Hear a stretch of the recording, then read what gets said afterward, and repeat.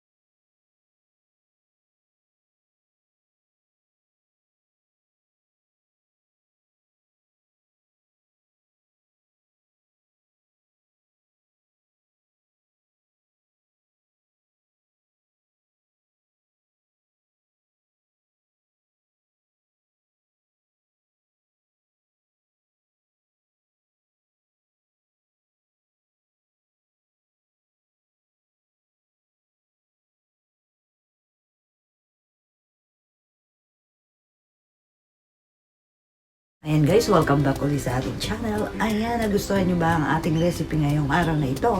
Ang ating pesang isda. Ayan guys, syempre kung nagustuhan nyo, paki-subscribe, like, share, at comment na rin po. Syempre paki-pindot na rin po ang ating bell button para lagi kayong updated sa ating mga bagong videos. Ayan guys, syempre magsha-shoutout muna tayo. Ayan, shoutout po sa lahat ng nagsishare ng aking videos. Ayan, nagla-like, syempre nagko-comment. Shoutout po sa inyong lahat. Syempre shoutout din sa aking family, sa aking mga kaibigan. Ayan, maraming pong salamat. Kaya po inisa ko na ang pag-shoutout, baka may makalimutan tayo at magtampo. Kaya yan po. Ayan po, inuulit ko po, open po ang ating